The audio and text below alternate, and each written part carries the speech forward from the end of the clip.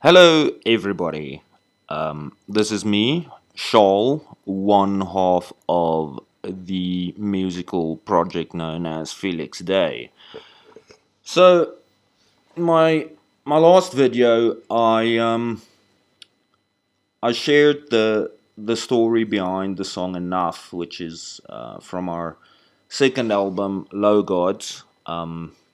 You'll find it on Apple Music, Spotify, and of course YouTube. I'll include all the links in the description below. I think I just wanted to expand and elaborate and extrapolate a little bit because I feel with that video, the overarching narrative, the head canon, if you will, was that the sort of feelings of not being good enough, of being inadequate, of being just generally a failure, that those feelings were limited to my romantic encounters, which is not the case. I suffer from imposter syndrome. Sorry, that's my cat. Hello, Gizmo. Hello. Uh, Gizmo says hello. This video sponsored by Gizmo. Um, Yeah, so I have a bit of imposter syndrome, I wake up every day and I feel, fuck, what am I gonna fail at today? Who am I gonna let down today? That's how I feel. Even though all the evidence points to the contrary, it points I'm good at what I do, that I'm skilled, that I'm knowledgeable, that I have talent. I struggle to internalize these things, and it's very easy for me, to peg it on other people or to my past experiences, etc. Um, but that sort of thing only brings me so far. It's not really productive and conducive to growth. Having that sort of attitude. Having said that, I don't think it's a stretch to say, or I don't think it's unrealistic to say that these, for many of us, feelings of inadequacy come from past experiences, from past traumas. Maybe when we were children, we might not have felt good enough. We might have felt that we're letting people in our lives down.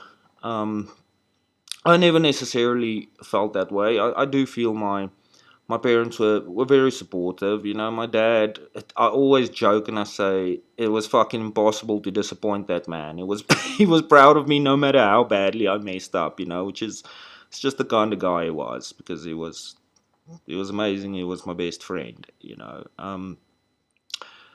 That being said, I do feel, as a child, a lot of my autonomy was taken away from me.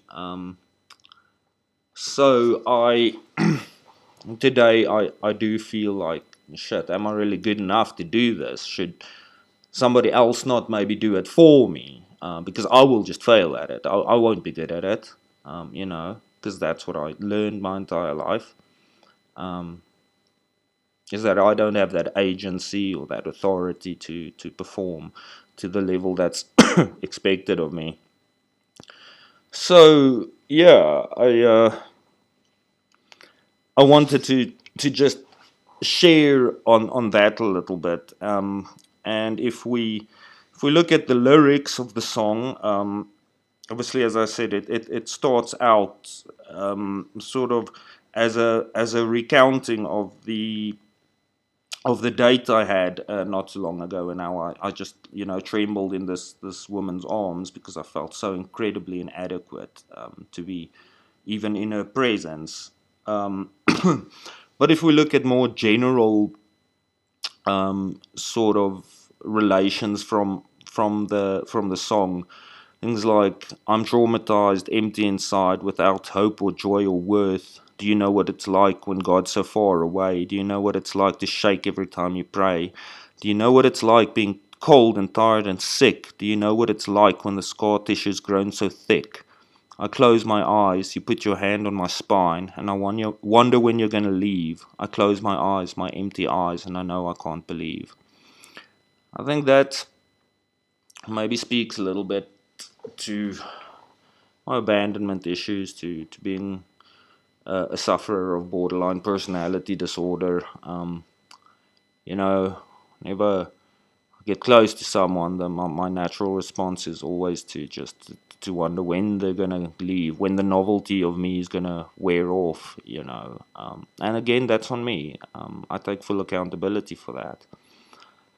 Um, what I do want to say in closing this video uh, is that you are good enough.